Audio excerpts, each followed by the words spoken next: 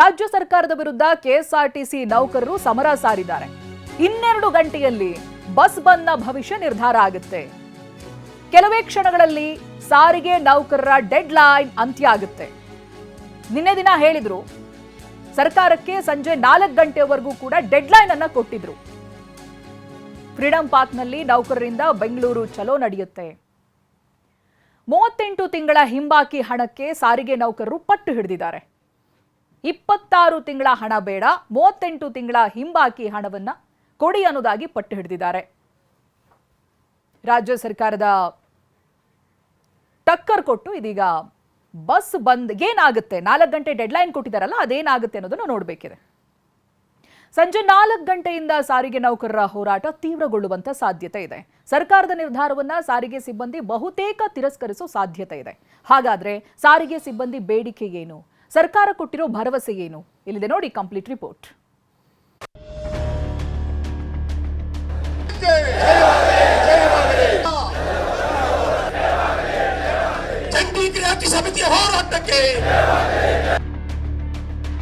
ವೇತನ ಪರಿಷ್ಕರಣೆಗೆ ಆಗ್ರಹಿಸಿ ಸಾರಿಗೆ ಸಿಬ್ಬಂದಿ ಹೋರಾಟ.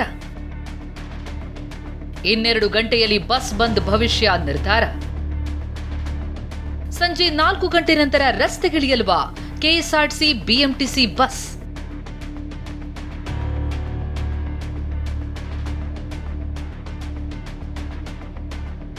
ರಾಜ್ಯ ಸರ್ಕಾರದ ವಿರುದ್ಧ ಸಾರಿಗೆ ಸಿಬ್ಬಂದಿ ಸಿಡಿದೆದ್ದಿದ್ದಾರೆ.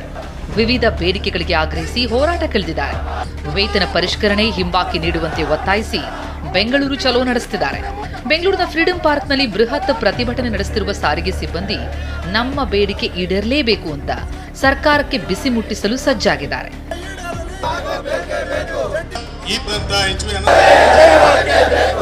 ಹಾಗಾದ್ರೆ ಸಾರಿಗೆ ನೌಕರರ ಬೇಡಿಕೆಗಳೇನು, ಸರ್ಕಾರ ನೀಡಿದ ಭರವಸೆ ಏನು ಅಂತ ನೋಡೋದಾದ್ರೆ, 2020ರಿಂದಲೂ ಬಾಕಿ ಉಳಿಸಿಕೊಂಡಿರುವ 38 ತಿಂಗಳ ಅರಿಯರ್ಸ್ ಕೊಡಬೇಕು ಅಂತ ಸಾರಿಗೆ ಸಿಬ್ಬಂದಿ ಬೇಡಿಕೆ ಇಟ್ಟಿದ್ದಾರೆ.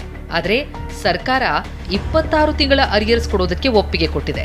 ಸಾರಿಗೆ ನೌಕರರ ಪ್ರಕಾರ 38 ತಿಂಗಳ ಅರಿಯರ್ಸ್ ಅಂದ್ರೆ 1740 ಕೋಟಿ ರೂಪಾಯಿ ಕೊಡಬೇಕು. ಆದರೆ ಸರ್ಕಾರ 1271 ಕೋಟಿ ನೀಡಲು ತೀರ್ಮಾನಿಸಿದೆ. ಇನ್ನು 2024ರ ಜನವರಿಯಿಂದಲೇ ವೇತನ ಪರಿಷ್ಕರಣೆಯಾಗಬೇಕು ಅಂತ ಸಾರಿಗೆ ಸಿಬ್ಬಂದಿ ಒತ್ತಾಯಿಸಿದ್ದಾರೆ. ಆದರೆ ಸರ್ಕಾರ 2025 ಏಪ್ರಿಲ್ನಿಂದ ವೇತನ ಪರಿಷ್ಕರಣೆ ಮಾಡೋದಾಗಿ ಹೇಳಿದೆ. ಆದರೆ ವೇತನ ಪರಿಷ್ಕರಣೆ ಪ್ರಮಾಣವನ್ನ ಸರ್ಕಾರ ನಿಗದಿ ಮಾಡಿಲ್ಲ. ಇತ್ತ ಸಾರಿಗೆ ನೌಕರರು ಹಳೆ 38 ತಿಂಗಳು ಮತ್ತು ಹೊಸ 26 ತಿಂಗಳ ಅರಿಯರ್ಸ್ ನೀಡುವಂತೆ ಮನವಿ ಮಾಡ್ತಿದ್ದಾರೆ. ನಮಗೀಗ 38 ತಿಂಗಳ ಅರಿಯರ್ಸ್ ಅನ್ನ ಕೊಡಬೇಕಾಗೈತಿ.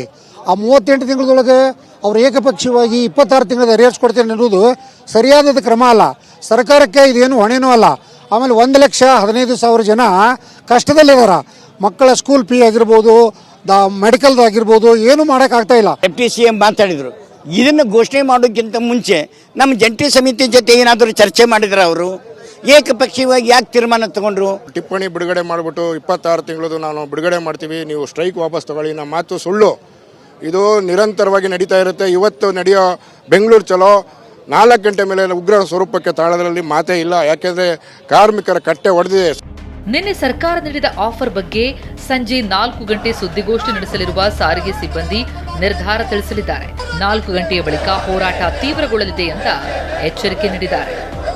38 ತಿಂಗಳ ವೇತನ ಹಿಂಬಾಕಿ, 2024 ಜನವರಿಯಿಂದ ಹೊಸ ವೇತನ ಪರಿಷ್ಕರಣೆ ಆಗಬೇಕು ಅನ್ನುವಂಥ 2 ಪ್ರಮುಖ ಬೇಡಿಕೆಗಳೊಂದಿಗೆ ಇವತ್ತು ಸಾರಿಗೆ ನೌಕರರು ಫ್ರೀಡಂ ಪಾರ್ಕ್ನಲ್ಲಿ ಬೆಂಗಳೂರು ಚಲೋಗೆ ಕರೆ ಕೊಟ್ಟಿರುವಂಥದ್ದು. ಸದ್ಯ ನಾನೀಗ ಫ್ರೀಡಂ ಪಾರ್ಕ್ನಲ್ಲಿದ್ದೀನಿ. ನಾನು ದೃಶ್ಯಗಳಲ್ಲಿ ತೋರಿಸ್ತಾ ಇದ್ದೀನಿ. ಬೆಳಗಿನಿಂದಲೇ ಫ್ರೀಡಂ ಪಾರ್ಕ್ನತ್ತ ಸಾಕಷ್ಟು ಸಂಖ್ಯೆಯಲ್ಲಿ ಸಾರಿಗೆ ನೌಕರರು ಆಗಮಿಸಿದ್ದಾರೆ. ತುಂಬ ದೊಡ್ಡ ಮಟ್ಟದಲ್ಲಿ ಪ್ರತಿಭಟನೆಯನ್ನು ಮಾಡಲಿಕ್ಕೂ ಕೂಡ ಈಗಾಗಲೇ ಸಿದ್ಧತೆಯನ್ನು ಮಾಡಿಕೊಂಡ್ರೆ. ಅಂದರೆ ಈಗಾಗಲೇ ಸಾರಿಗೆ ಮುಖಂಡರು ಹೇಳ್ತಾ ಇರುವಂಥದ್ದು, ಇವತ್ತು ಸಂಜೆ 4 ಗಂಟೆ ಒಳಗಾಗಿ ನಮ್ಮ ಬೇಡಿಕೆಗಳನ್ನು ಈಡೇರಿಸಲಿಕ್ಕೆ ಮುಂದಾಗಲಿಲ್ಲ ಅನ್ನೋದಾದರೆ ನಾಳೆ ಬೆಳಗ್ಗೆ 5 ಗಂಟೆಯಿಂದ ಯಾವುದೇ ಸರ್ಕಾರಿ ಬಸ್ಸುಗಳು ಕೂಡ ರಸ್ತೆಗೆ ಇಳಿಯೋದಿಲ್ಲ ಅನ್ನುವಂಥ ಒಂದು ಎಚ್ಚರಿಕೆ ಕೊಟ್ಟಿದ್ದರು. ಇನ್ನು ಸದ್ಯಕ್ಕೆ ರಾಜ್ಯಾದ್ಯಂತ ಸಾರಿಗೆ ಸಂಚಾರ ಎಂದಿನಂತೆ ಇದೆ. ಸಾರಿಗೆ ಸಂಚಾರದಲ್ಲಿ ಈ ಕ್ಷಣ ಯಾವುದೇ ವ್ಯತ್ಯಯವಾಗಿಲ್ಲ.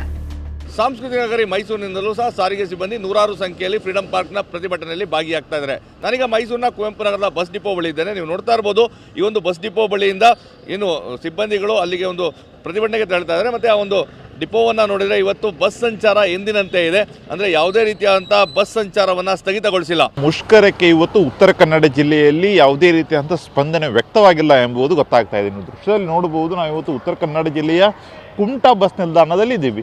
ಕುಮಟಾ, ಅಂಕೋಲಾ, ಶಿರಸಿ, ಕಾರವಾರ ಸೇರಿದಂತೆ ಉತ್ತರ ಕನ್ನಡ ಜಿಲ್ಲೆಯ ಪ್ರಮುಖ ತಾಲೂಕು ಕೇಂದ್ರಗಳು ಮತ್ತು ಕಾರವಾರ ಜಿಲ್ಲಾ ಕೇಂದ್ರದಲ್ಲಿ ಎಂದಿನಂತೆ ಬಸ್ ಸಂಚಾರಗಳು ನಡೀತಾ ಇದ್ದಾವೆ. ಗಣಿನಾಡು ಬಳ್ಳಾರಿಗೆ ಮುಷ್ಕರದ ಎಫೆಕ್ಟ್ ತಟ್ಟಿಲ್ಲ. ಬೆಂಗಳೂರಿನಲ್ಲಿ ಈಗಾಗಲೇ ಮುಷ್ಕರದಲ್ಲಿ KSRTC ಅಂದರೆ ಸಾರಿಗೆ ನೌಕರರು ಮುಷ್ಕರದಲ್ಲಿ ಭಾಗಿಯಾಗಿದ್ದಾರೆ. ಹೀಗಾಗಿ ಜಿಲ್ಲೆಯಾದ್ಯಂತ ಕೂಡ ಬಸ್ ಸಂಚಾರಕ್ಕೆ ಎಫೆಕ್ಟ್ ತಟ್ಟುತ್ತಾನೆ ಕೂಡ ಸಾಕಷ್ಟು ಲೆಕ್ಕಾಚಾರಗಳಾಗಿದ್ದು, ಆದರೆ ಗಣಿನಾಡು ಬಳ್ಳಾರಿಯಲ್ಲಿ ಸಾರಿಗೆ ನೌಕರರ ಮುಷ್ಕರ ಯಾವುದೇ ರೀತಿ ಎಫೆಕ್ಟ್ ಅನ್ನು ತಟ್ಟಿಲ್ಲ. ಸಾರಿಗೆ ಸಿಬ್ಬಂದಿ ಮುಷ್ಕರ, ಬಿಜೆಪಿ ಕಾಂಗ್ರೆಸ್ ವಾಕ್ ಸಮರ. ಸಾರಿಗೆ ಸಿಬ್ಬಂದಿ ಹೋರಾಟ ಮಾಡ್ತಾ ಇದ್ರೆ ಇತ್ತ ಬಿಜೆಪಿ ಕಾಂಗ್ರೆಸ್ ಮಧ್ಯೆ ವಾಕ್ ಸಮರ ಏರ್ಪಟ್ಟಿದೆ. ಸರ್ಕಾರ ಬಂದ್ಮೇಲೆ ಯಾವ ಇಲಾಖೆಗೂ ಹಣನೇ ಬಿಡುಗಡೆಯಾಗ್ತಿಲ್ಲ, ಸಾರಿಗೆ ಇಲಾಖೆಗೆ ನಾಳೆ ಬಾ ಅಂತಿದ್ದಾರೆ ಅಂತ ಬಿಜೆಪಿ ನಾಯಕರು ವಾಗ್ದಾಳಿ ನಡೆಸಿದ್ದಾರೆ.